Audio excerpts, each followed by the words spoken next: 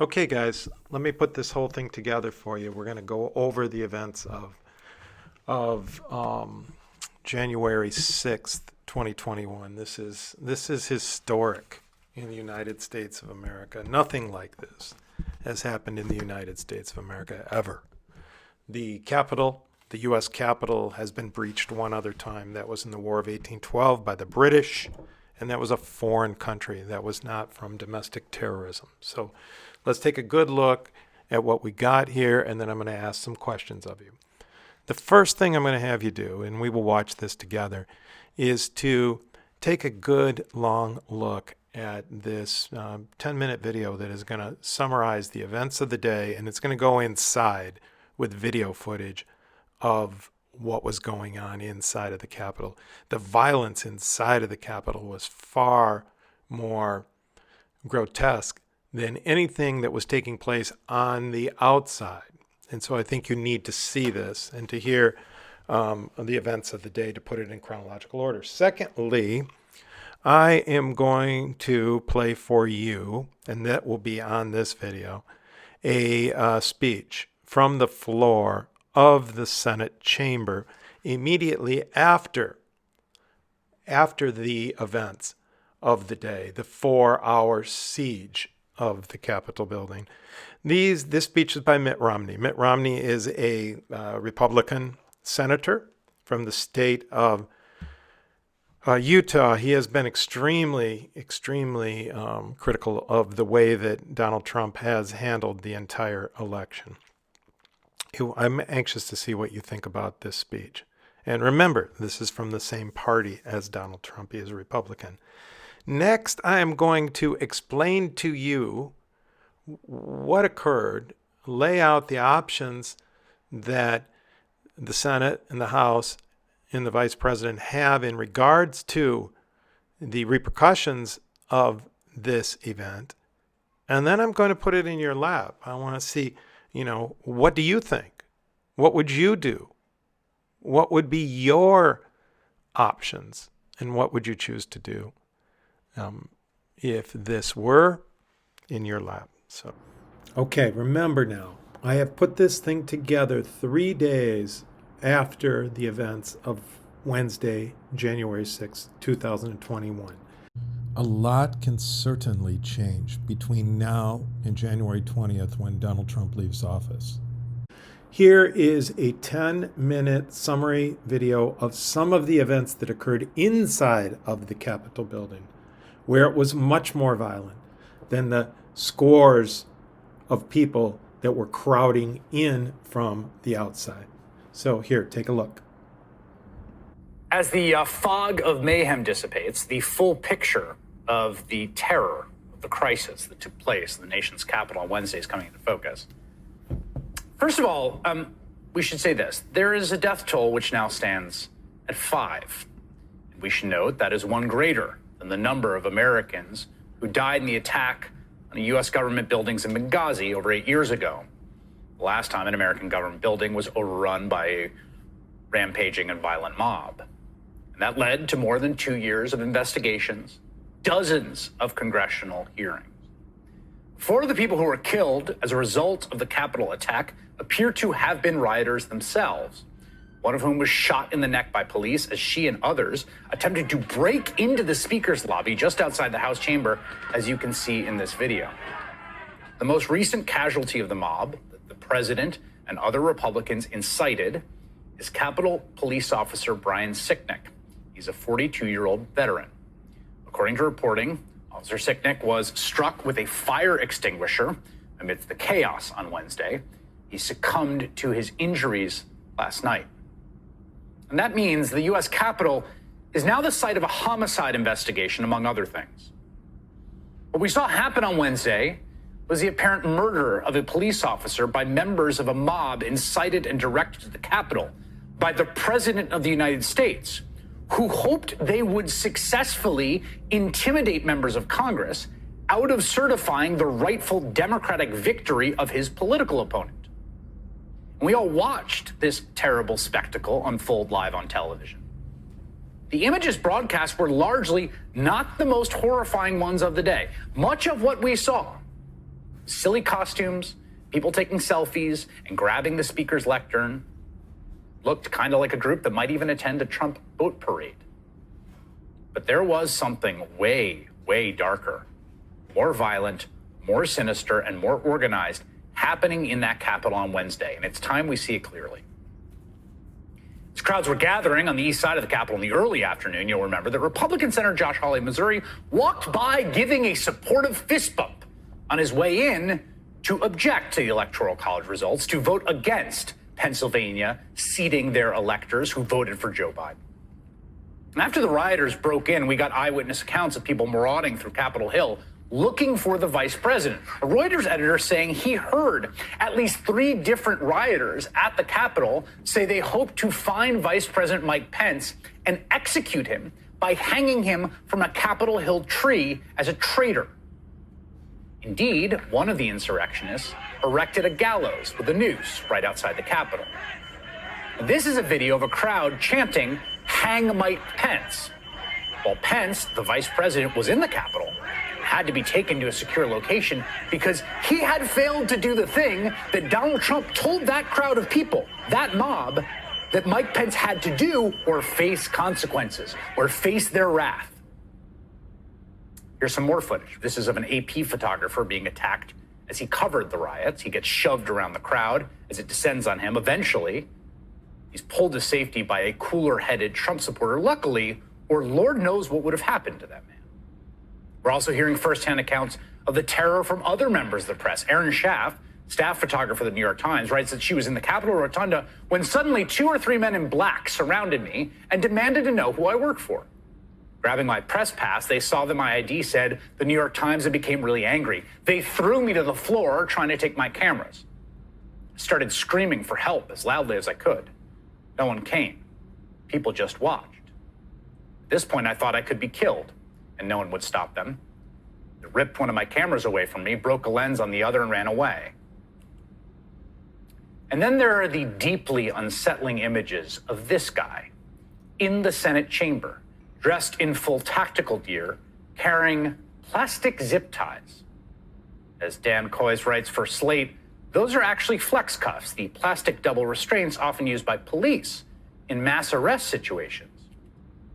They went into the Capitol, as Congress was counting electoral votes, equipped to take hostages, to physically seize officials, and presumably to take lives. It is entirely possible that there were people in that crowd looking to apprehend and possibly harm and possibly murder the leaders of the political class that the president and people like Mo Brooks, and even to a certain extent Ted Cruz and Josh Hawley, have told them have betrayed them. And if you don't believe me, listen to them in their own words. I have to warn you, this video, which was licensed from a self-described civil rights activist, is disturbing. We want you to go home. I'm recording, and there's so many people. It's just, they're going to push their way up here. Bro, I've seen people out there get hurt. I don't want to see you get hurt. We will make a path dead ass. Like, we don't want. That's what I'm saying. We'll make a path, bro. Please, just let us make a path. Just let us make a path. When the whole country hates you. I want you to go home. Go. Let's go. Get this shit.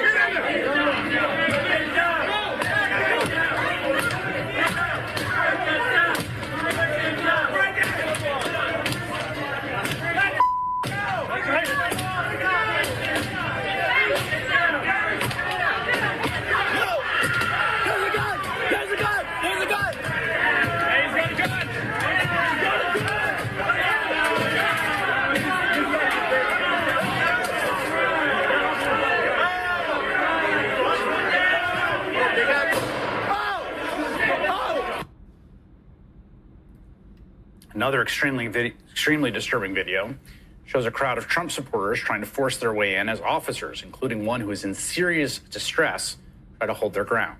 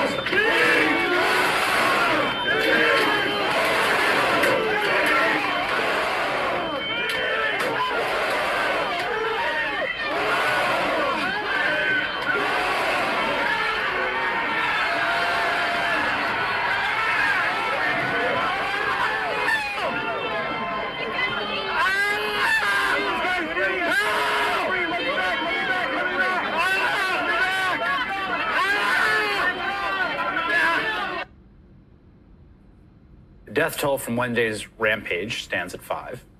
Leaf's officer was killed. There's now an active homicide investigation into who murdered him, who the accomplices might be in that murder. The scale of evil that might have been done, the scale of death and destruction that might have been visited is almost impossible to comprehend. What would have happened if they had gotten to Nancy Pelosi or Chuck Schumer or Mike Pence, do you think? And this was unleashed by the president in no uncertain terms. Let's go back. On December 19th, Donald Trump tweeted, "Big protest in D.C. on January 6th. Be there. Will be wild." Speakers at that protest on Wednesday riled up the crowd. Rudy Giuliani called on them to settle the election via trial by combat. Republican Congressman Mo Brooks of Alabama said it was time to start, quote, taking down names and kicking ass. And then Donald Trump spoke to his supporters and laid it all on the table. We're going to have to fight much harder, and Mike Pence is going to have to come through for us. And if he doesn't, that will be a sad day for our country. We're going to walk down to the Capitol, and we're going to cheer on our brave senators and congressmen and women. And we're probably not going to be cheering so much for some of them, because you'll never take back our country with weakness. You have to show strength, and you have to be strong. You hear that threat to Mike Pence? He's going to have to come through for us. That mob that went on to breach the Capitol and searched for Mike Pence, saying they wanted to hang him. Well, at the same time that Donald Trump tweeted that Pence didn't have the courage to do what should have been done, they were roaming through that Capitol. Republican Senator Ben Sasser of Nebraska reported that Trump was delighted by the chaos as it unfolded at the Capitol. The Washington Post reports the Pentagon stood in the way of the National Guard being sent in to help. The president incited and facilitated a violent assault on Congress that resulted in 5 deaths, including the death of a Capitol Hill police officer. He must face legal consequences for those actions. Even though very few people were arrested on that day, we do know that some of the marauders and insurrectionists are now being apprehended by law enforcement, like this gentleman who put his feet up at a desk in Nancy Pelosi's office, and this West Virginia elected Republican delegate who live streamed on Facebook as he joined the mob storming through the Capitol. He was not the only professional Republican politician who was there. Here's former Pennsylvania congressional candidate Rick Saccone, who you may remember as the guy who lost a special election in 2018 in a district Trump won by 20 points, also posting on Facebook about storming the Capitol. So here you go, Mitt Romney, sometime in the evening of Wednesday, January 6, 2021, after the rioters had been cleared from the Capitol building. Mr. President, today was heartbreaking, and I was shaken to the core as I thought about the people I met in China and Russia and Afghanistan and Iraq and other places who yearn for freedom and who look to this building and these shores as a place of hope. And I saw the images being broadcast around the world, and it breaks my heart. I have 25 grandchildren. Many of them were watching TV, thinking about this building, whether their grandpa was okay. I knew I was okay. I must tell you as well, I was proud to serve with these men and women. This is an extraordinary group of people. I'm proud to be a member of the United States Senate and meet with people of integrity as we do here today.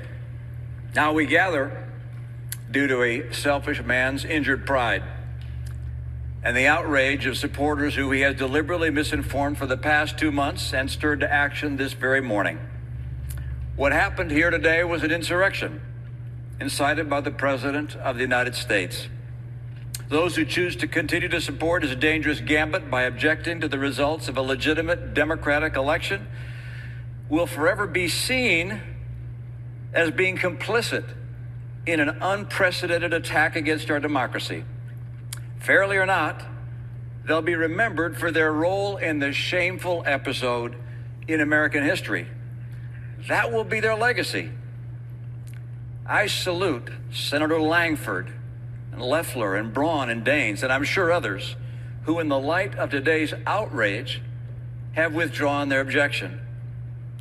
For any who remain insistent on an audit in order to satisfy the many people who believe that the election was stolen, I'd offer this perspective.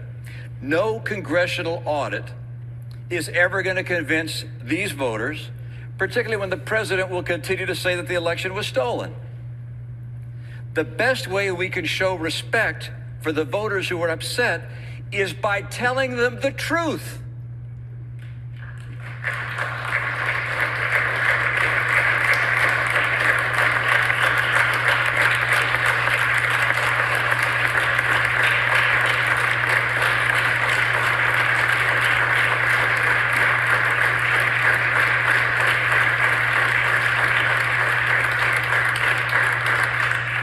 That's the burden. That's the duty of leadership. The truth is that President-elect Biden won the election. President Trump lost. I've had that experience myself. It's no fun.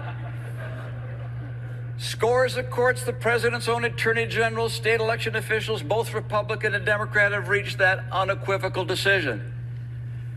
And in light of today's sad circumstances, I asked my colleague, do we weigh our own political fortunes more heavily than we weigh the strength of our republic, the strength of our democracy, and the cause of freedom? What's the weight of personal acclaim compared to the weight of conscience? Leader McConnell said that the vote today is the most important in his 36 years of public service. Think of that. Authorizing 2 wars, voting on 2 impeachments. He said that not because the vote reveals something about the election, it's because this vote reveals something about us. I urge my colleagues to move forward with completing the electoral count, to refrain from further objections, and to unanimously affirm the legitimacy of the presidential election. Thank you, Mr. President. Okay, so what do you do? What do you do? It's now in your hands. The institutions of the United States of America, the presidency, the Congress, the right to vote, the Capitol building itself, these have been attacked by mobs that have been directed by the President of the United States.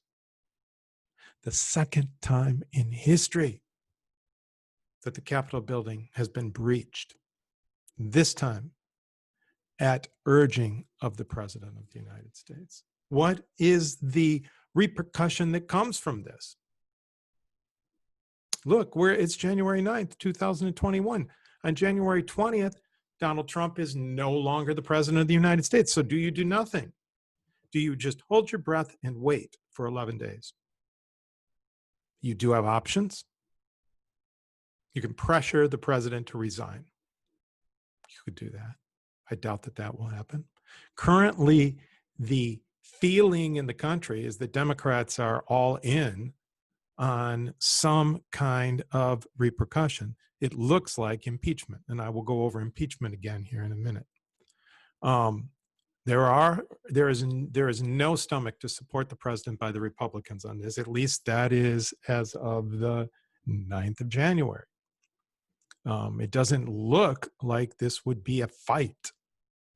It doesn't look like it would be partisan. It looks like, to me, that the Democrats would go forward and the Republicans would step aside. And some Republicans would definitely advocate for the impeachment. There's been calls for resignations for the president. That is one option. Now, if you did do that, remember that by law, by constitutional law, impeachment is where the House of Representatives, the majority in the House of Representatives, there's 435 individuals in the House of Representatives. In the majority, the Democrats hold the majority right now, the majority would vote articles of impeachment. That's it. And then you're impeached. So these impeachment articles, letters of impeachment, would be for the president inciting insurrection in the country. And insurrection is the violent assault on government, our government. So that's what those letters would be. Those letters then, in order to remove the president from office, and this happened one other time to Donald Trump, in regards to the phone call to Ukraine. And he was found not guilty in the Senate, and it was a pretty partisan vote. Those letters of impeachment would go into the Senate, and then the Senate would vote. But the Senate, while the letters take almost no time to draw up and vote on, which they could probably be done by, I don't know, they could be done by probably the 12th or 13th of January, 1 week before inauguration. There's no way at all that you could try the president prior to the inauguration of the new president, which means that the old president, Donald Trump, would already be out of office anyhow. So do you go forward and impeach if there is no removal from office, no possible removal from office? And then what does that do to the bipartisanship possibilities that Joe Biden has been talking about? I mean, does that undermine that? So I don't know. There's another option, and this was the first option that was called for by many people, is that the 25th Amendment calls for the removal of a president who is unfit to govern. It has never been imposed, and it would have to stem from the vice president making the call and a majority vote in the cabinet. There has been calls for that, both from Republicans and Democrats. But Vice President Pence is not going to do that. And besides, members of Donald Trump's cabinet and Donald Trump, people from the White House are resigning in large numbers in protest over what has occurred. He's lost 2 cabinet members. He's got another cabinet member going, and there are several people at the White House that have resigned over this. So the 25th Amendment doesn't look like an option. So what do you do? What do you do? If you're a senator or you're a rep in the House of Representatives, do you support articles of impeachment? Do you not support articles of impeachment? Do you give up on the 25th Amendment? Do you push for the 25th Amendment? Do you just hold your breath and wait for 11 days to January 20th? Or do you go forth and provide some kind of accountability for the institutions that have been assaulted? It's a problematic situation in a problematic time. Think about it. We're buried here in COVID. We've had this since November 2nd, since the election, or the 6th, or whenever it was, months ago. This has been in disarray. Remember, over 60 to 70 lawsuits have gone to the courts, have accused fraud in the election. Zero of these lawsuits were found to have one in Pennsylvania had some validity. The rest have been thrown out of court. Over 90 judges have gone through this. It's run through the institution of the courts. And still, the fraud allegations, which are lies, continue. The tallies were certified at the state level by all of the states in the United States. Those certifications were taken to the Capitol building on January 6th, Wednesday, to be counted. That is all. The certification was over and the election was over, but they needed to be counted as of law. This is where Donald Trump was telling Mike Pence to not count them. He doesn't have any jurisdiction to not count them. And this is what he sent the rioters from the ellipse across to the Capitol to do, to influence and intimidate and cause havoc. They certainly caused havoc. 5 deaths, destruction, and a permanent scar on the history of the United States of America. So it is in your hands. I will write up an assignment for you. I want you to tell me the position that you would take, why you would take the position that you would take. I want some thought, some serious analyzation on why you would do what you would do, and some support on why or why not you would act. You will not be graded on whether or not you call for action. You will be graded on how well you support that call. So, good luck on this. Yeah, this is serious stuff in United States history. And so let's see what you come to the table with.